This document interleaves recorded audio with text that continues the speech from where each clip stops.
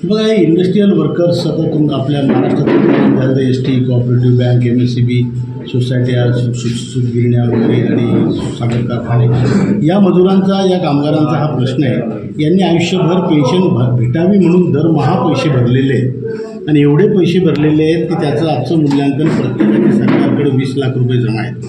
त्या 20 लाख रुपये परत मिळत नाहीत, त्याचं व्याजही मिळत नाही। 1171 रुपये ॲव्हरेज पेन्शन देतं सरकार आणि दुसरीकडे फुकट वाटणं चालू आहे।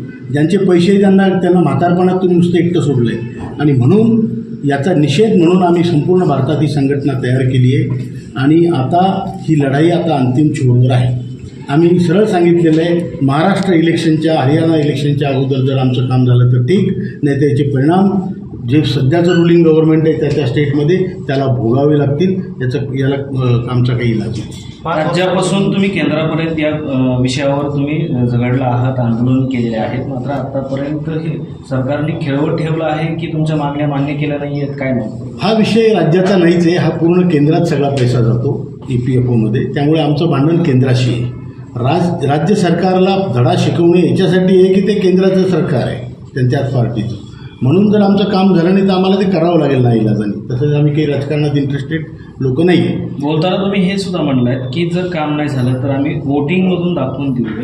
नक्की 100% जर काम केलं तर आम्ही यांचं सरकार परत आणू आणि काम नाही केलं तर यांचं सरकार पाडण्याची ताकद आम्ही ठेवतो। आम्ही दोन्ही प्रकारची ताकद ठेवतो।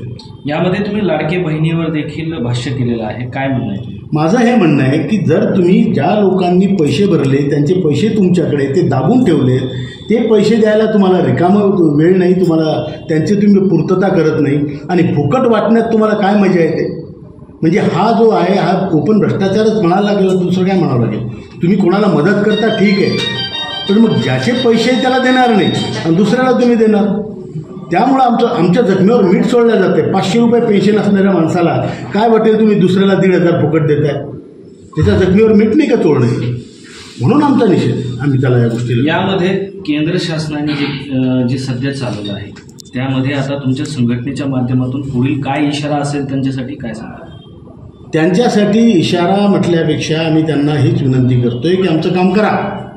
आम्ही महाराष्ट्रात तुमचं काम करतो, हरियाणामध्ये तुमचं काम करतो, झारखंडमध्ये तुमचं काम करतो, UPच्या 10 बाय इलेक्शनमध्ये तुमचं काम करतो। ही संघटना 27 राज्यात आहे, खूप मोठ्या प्रमाणात आहे। आता तुम्ही मिटिंगी पाहिल्या असेल, औरंगाबादची मिटिंग 3-4 हजार लोक, पुण्याला तीच परिस्थिती, लोक चिडलेले आहेत आणि जर आमचं काम झालं नाही तर त्याचा परिणाम सरकारला इलेक्शनमध्ये बघावा लागेल। आम्ही तोडफोड करणारे लोक नाही, पण आम्ही मतं देणारे लोक आहे आणि एक म्हातारे लोक आहेत, एक 10 लोकांना घेऊन पडणार आहे।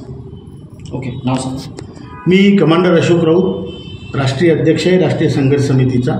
आज बीडमध्ये इथे आमचा मेळावा आहे, त्यासाठी आलेलो आहे। आपले धन्यवाद, आपण आमचा इंटरव्ह्यू घेतला आणि आमचा विचार प्रसारित करताय।